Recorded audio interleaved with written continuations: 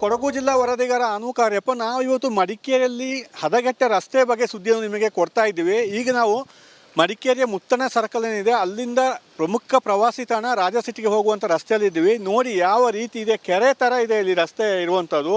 ಇದು ಇಂದು ನಿನ್ನೆಯ ಕಥೆಯಲ್ಲ. ಕಳೆದ ವರ್ಷ ಮಳೆಗಾಲದಲ್ಲಿ ನಾನು ನಿಮಗೆ ಇದೇ ರೀತಿ ತೋರಿಸಿದ್ದೇವೆ. ಇದೇ ರೀತಿ ಗುಂಡಿ ಬಿದ್ದ ರಸ್ತೆ ಇಲ್ಲಿ ಇತ್ತು.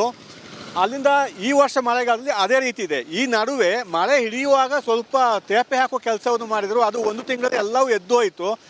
ಏನು ಹಾಕಿದ್ರು ಎಲ್ಲವೂ ಯಾವುದೂ ಇಲ್ಲ. ಈಗ ಸಂಪೂರ್ಣವಾಗಿ ಕೆರೆ ಅಂತ ನೀರು ನಿಂತಿದೆ. ಮತ್ತು ಈಗ ಅಲ್ಲಿ KSRTC ಬಸ್ ನಿಲ್ದಾಣಕ್ಕೆ ಹೋಗುವಂಥ ರಸ್ತೆ ಕೂಡ ಅಲ್ಲಿ ಭೂಕುಸಿತವಾಗಿ ಬಂದಾಗಿದೆ. ಎಲ್ಲ ಬಸ್ಗಳು ಕೂಡ ಇಲ್ಲೇ ಬರುವಂಥದ್ದು. KSRTC ಬಸ್ ಇರ್ಬೋದು, ಖಾಸಗಿ ಬಸ್ ಇರ್ಬೋದು, ಎಲ್ಲ ವಾಹನಗಳು ನೋಡ್ಬೋದು ನೀವೆಲ್ಲ. ಈ ವಾಹನಗಳಲ್ಲಿ ಸಾವಿರಾರು ವಾಹನಗಳು ಸಂಚಾರ ಮಾಡುವಂಥ ಜಾಗ. ರಸ್ತೆ ಮಾತ್ರ ಸಂಪೂರ್ಣವಾಗಿ ಹದಗೆಟ್ಟಿರುವಂಥದ್ದು. ಕಳೆದ ವರ್ಷ ಈ ರೀತಿ ಗುಂಡಿ ಬಿದ್ದಾಗ ಹೊಸ ರಸ್ತೆ ಮಾಡಿದರೆ ಇದು ಉಳಿತಾ ಇತ್ತು, ಆದರೆ ಮಾಡಿಲ್ಲ.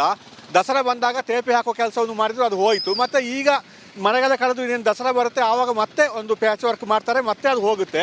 ಇದೇ ರೀತಿ ಆಗ್ತಿದೆ. ಹೊಸ ರಸ್ತೆಯನ್ನು ಮಾಡಿದರೆ ಒಂದು 4-5 ವರ್ಷ ಅದು ಬಾಳಿಕೆ ಬರುತ್ತೆ, ಆದರೆ ಅದನ್ನು ಮಾಡ್ತಾ ಇಲ್ಲ.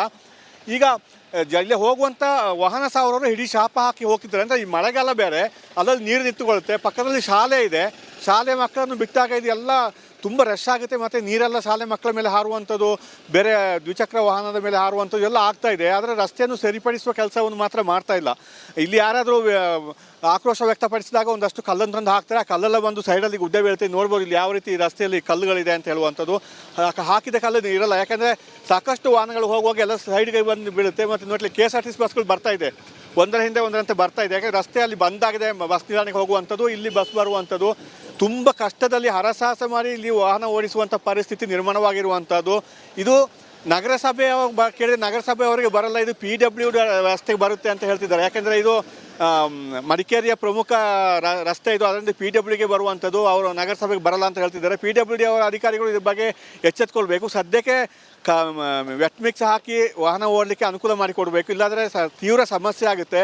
ಇನ್ನು ಸದ್ಯಕ್ಕೆ ಈ ಮಳೆಗಾಲ ಮುಗಿಯುವವರೆಗೆ ರಸ್ತೆ ಕಾಮಗಾರಿ ಮಾಡಲಿಕ್ಕೆ ಆಗಲ್ಲ. ಇನ್ನೊಂದು 2 ತಿಂಗಳು ಬೇಕಾಗುತ್ತೆ ಮಳೆಗಾಲ ಮುಗಿಲಿಕ್ಕೆ.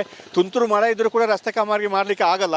ಆದ್ದರಿಂದ ಮಳೆಗಾಲ ಮುಗಿದ ತಕ್ಷಣ ರಸ್ತೆ ಕಾಮಗಾರಿ ಮಾಡ್ಬೋದು. ಈಗ ದಸರಾ ಬರುವಾಗ ಮತ್ತೆ ಅವರು ಪ್ಯಾಚ್ ವರ್ಕ್ ಮಾಡ್ತಾರೆ, ಮತ್ತೆ ಅದು ನೀರಲ್ಲಿ ಏಳುತ್ತೆ. ಇದೇ ಆಗ್ತಾ ಇದೆ. ಈ ರಸ್ತೆಯನ್ನು ಸರಿಪಡಿಸ್ತಾ ಸಾಕಷ್ಟು ವರ್ಷಗಳಾಗಿದೆ. ಆದ್ದರಿಂದ ಹೊಸ ರಸ್ತೆ ಮಾಡಿಕೊಡಿ ಅಂತ ಹೇಳಿ ಜನತೆ ಒಂದು ಬೇಡಿಕೆಯನ್ನು ಇಟ್ಟಿದ್ದಾರೆ. ಇದಿಷ್ಟು ಈ ರಸ್ತೆಗೆ ಸಂಬಂಧಪಟ್ಟಂಥ ಸುದ್ದಿ. ಒಳ್ಳೆಯ ಸುದ್ದಿಗಳನ್ನು ಸಹೋದ್ಯೋಗಿಗಳು ನೀಡ್ತಾ ಹೋಗ್ತಾರೆ.